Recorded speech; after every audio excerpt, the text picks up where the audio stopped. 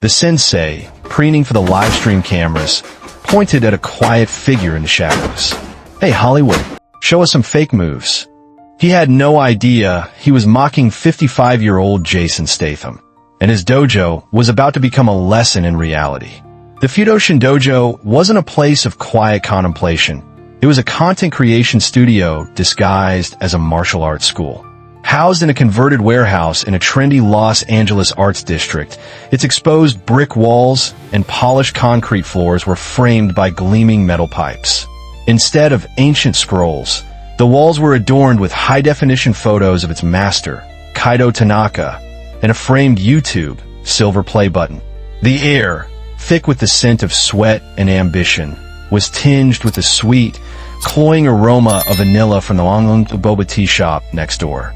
Professional-grade ring lights buzzed softly, aimed at the central mat, ensuring every moment was perfectly lit for the live stream. At the back, leaning against a cool brick wall, stood Jason Statham. At 55, he moved with an economy of motion that belied his age. He wore a faded, dark gray Henley shirt with the sleeves rolled to his elbows, revealing forearms corded with dense muscle. His military green cargo pants were practical, and his worn desert boots looked like they had walked 1,000 miles. He was here for one reason. His friend, a former stunt coordinator, had a son in the demonstration, and Jason had promised to watch. He'd slipped in unnoticed, just another anonymous father in the crowd. That anonymity shattered when Kaido Tanaka made his entrance. Barely 30, Kaido was the epitome of a modern influencer. His hair, shaved on the sides with a silver-dyed undercut on top, was meticulously styled. A massive, snarling tiger tattoo sprawled across his chest and down one arm, visible through the opening of his custom-tailored black GI with gold trim.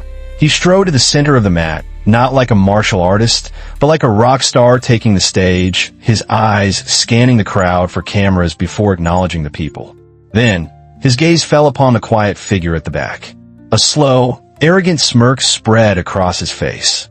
He saw a movie star, a prop, a golden opportunity for viral content. Well, look what we have here, everyone. Kaido's voice boomed, amplified by the small microphone clipped to his GI. He pointed a dramatic finger towards Jason. "It seems Hollywood has graced us with its presence. The one and only Jason Statham." A ripple of murmurs and phone screens turning on swept through the audience. Kaido's grin widened. He had his hook. The dojo transformed into an amphitheater of digital anticipation. Teenagers in the front row, already live on TikTok, whispered excitedly into their phones. "Kaido is about to destroy Jason Statham." One hissed, his eyes wide. Another added, "This is going to be epic." But he makes him cry. The low hum of recording devices filled the space, a chorus of impending humiliation. Kaido soaked it in, puffing out his chest. He launched into a series of flashy, over-the-top kicks and spins, his movements designed more for visual flair than actual combat effectiveness.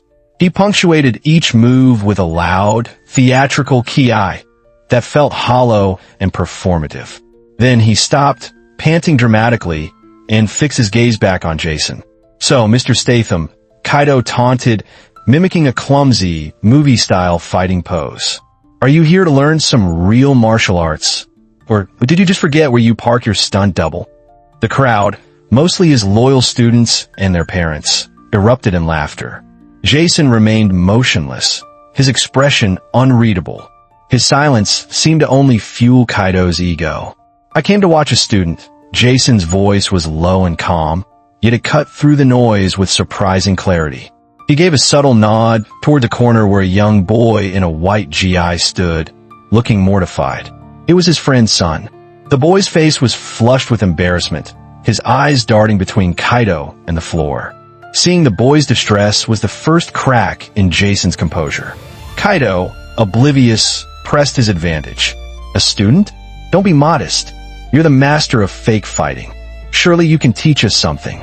He then made a critical mistake. "Or maybe you're just as soft as old Master Hiroshi said all actors were." The name hung in the air. Master Hiroshi, a legendary and deeply respected sensei, had trained both men years ago, long before Kaido's fame and before Jason was a household name. He had passed away last year. To hear his name used in such a cheap, disrespectful manner was the final straw. Jason's eyes, which had been passive, now hardened into chips of flint. He slowly pushed himself off the wall. Master Hiroshi taught that the loudest voice in the room is often the weakest, he said, his voice dropping to a near whisper that was somehow more menacing than a shout. You're forcing me to prove him right. Kaido's smile faltered for a fraction of a second. He hadn't expected this. To save face, he threw his arms wide. Fine. A friendly spar then. Let's show these people what happens when Hollywood gets real. The moment Jason stepped onto the mat, the atmosphere shifted. The digital buzz of phones was replaced by a tense, collective intake of breath. He moved with a quiet purpose, placing his folded Henley shirt neatly on a bench. The physique it revealed wasn't sculpted for cameras. It was a dense, functional architecture of power, built through years of relentless, unglamorous work. Kaido, eager to reclaim the spotlight, struck first. He launched himself across the mat with a spectacular spinning hook kick, a move that looked incredible on camera. The crowd gasped. Jason didn't retreat. He didn't even block. He simply took a small, precise step to his left, letting the kick slice through the air exactly where his head had been a moment before. Kaido's foot met only empty space, and the force of his own momentum threw him off balance. Before he could recover, Jason stepped in. It wasn't a punch. It was a perfectly placed palm heel strike to the solar plexus. The sound wasn't a loud crack, but a dull, sickening thud that seemed to echo in everyone's ribcage. The air exploded from Kaido's lungs in a choked gasp. His eyes bulged, the arrogant smirk replaced by a mask of pure shock and pain. He staggered back, clutching his midsection, his face pale. The dojo was utterly silent. The teenagers who had been snickering now stared, their mouths agape. Lucky shot, Kaido wheezed, forcing a weak, unconvincing laugh. Pride, more than courage, drove him back to his feet. He circled Jason, his movements now more cautious, angrier. He lunged forward again, this time with a flurry of rapid-fire punches aimed at Jason's head. They were fast, aggressive, and completely telegraphed. Jason moved his head and torso with fluid, minimal motions, the punches whistling past his ears. He was a ghost, always just outside the strike's path. As Kaido overextended on a final, desperate right hook, Jason saw his opening. He didn't counter with a strike. He flowed under the punch, controlled Kaido's arm at the elbow and wrist, and used his opponent's own forward momentum to guide him into an inescapable joint lock. With a smooth, almost gentle twist, he forced Kaido to the mat, face down. Jason didn't follow up. He simply released the hold and stepped back, waiting. The message was clear. This was a lesson, not a brawl. The crowd watched, mesmerized. This wasn't movie fighting. This was a masterclass in control. Humiliation burned in Kaido's eyes, a toxic fuel that consumed what little technique he had left. He scrambled to his feet, his face a blotchy red. You think you're better than me? He screamed, his voice cracking. He abandoned all pretense of form and charged forward like a wild animal, swinging his arms in wide, clumsy arcs. Jason's calm demeanor remained unbroken. He met the reckless charge not with force, but with structure. As Kaido threw a haymaker, Jason stepped inside the arc of the punch, his body a solid wall. He used a precise leg sweep, not a flashy kick, but a short, brutal chop to the inside of Kaido's lead knee. Crack! The sound was sharp and final. Kaido's leg buckled instantly. He cried out, a sound of surprise as much as pain. Before he could fall, Jason delivered an identical kick to the same spot on his other leg. Kaido's foundation was gone. He crumpled, his body folding in on itself. But Jason wasn't finished. The lesson needed a definitive end. He moved with a chilling fluidity, flowing around the falling Kaido. There was no pause, no hesitation. As Kaido fell forward onto his hands and knees, Jason was already behind him. He didn't punch or kick. He used a single, devastatingly effective strike. He brought his elbow down in a sharp, controlled arc, not to the head or spine, but to the trapezius muscle at the base of Kaido's neck. It was a nerve strike, designed to incapacitate without causing permanent injury. The effect was instantaneous. Kaido's body went limp, as if a switch had been flipped. He collapsed face first onto the mat, a ragged wheeze escaping his lips. A thin trickle of blood began to seep from his nose, staining the pristine black canvas. Jason took one step back. He stood over his defeated opponent, his breathing even, his posture relaxed. He hadn't broken a sweat. The fight, if it could be called that, had lasted less than a minute.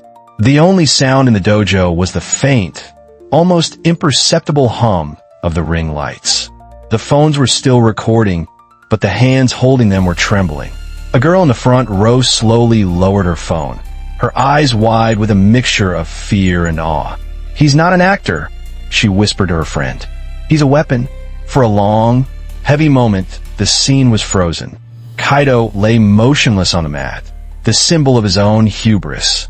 The audience was a silent sea of stunned faces. The digital world they had been so eager to capture had just been shattered by something brutally real. Then Jason moved. He walked to Kaido, not with a victor's swagger, but with the quiet gravity of a teacher. He knelt down and, in front of everyone, extended a hand. Kaido flinched, then blinked through a haze of pain and shame. His empire of ego had crumbled in seconds. Hesitantly, painfully, he accepted the offered hand. Jason pulled him to his feet with a steady, firm grip. There was no gloating, no, "I told you so." Once Kaido was unsteadily upright, Jason leaned in close, his voice a low rumble meant only for him in the front row. "Respect," he said, his tone even but unyielding, "is earned in silence, not chased with noise." Kaido could only manage a single, jerky nod, his eyes fixed on the floor. The tiger tattoo on his chest seemed to mock him. Jason released his arm and turned away. His eyes scanned the room and found the person he was looking for, his friend's son. The boy stood by the wall, his small frame rigid with shock. Jason walked over to him, his heavy boots making soft sounds on the mat.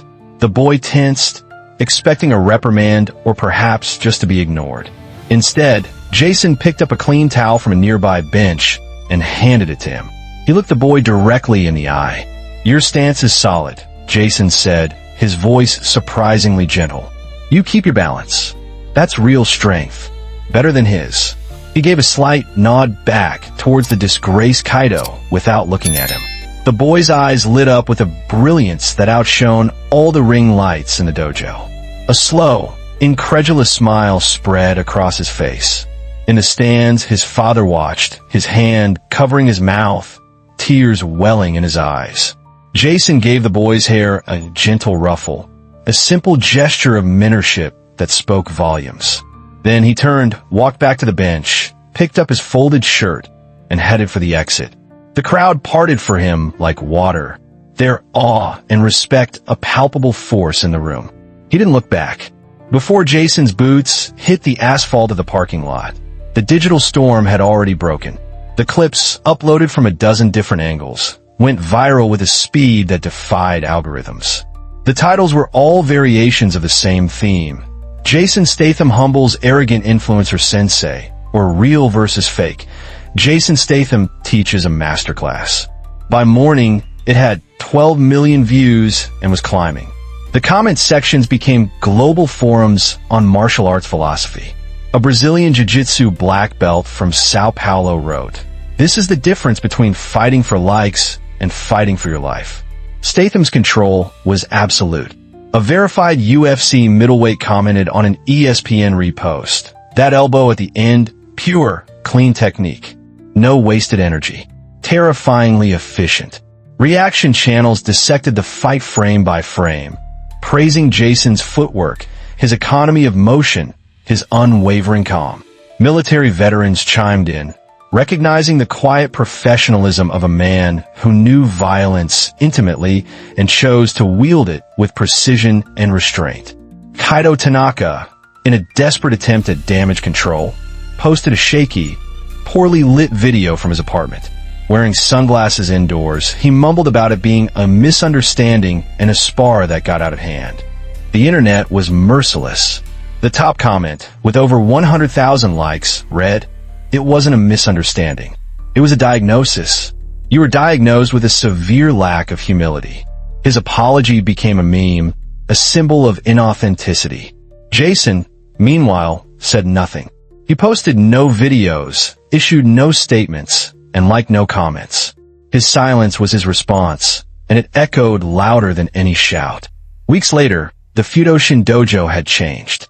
The flashy ring lights were gone, replaced by simpler, functional lighting. The photos of Kaido were taken down, and in their place was a single piece of calligraphy, Fudoshin, immovable mind. The classes were quieter, more focused. The students, once obsessed with flashy moves, now practiced their basic stances with a newfound reverence. The event became a legend, a modern martial arts parable. The phrase Jason had whispered to Kaido, "Respect is earned in silence," started appearing on t-shirts and dojo walls around the world. What did you think of Jason's lesson? It was a brutal, but perhaps necessary, reminder of what true strength looks like. It's not about the noise you make, but the foundation you stand on. Comment respect below if you believe true strength is quiet. And don't forget to like and subscribe for more stories where ego meets reality.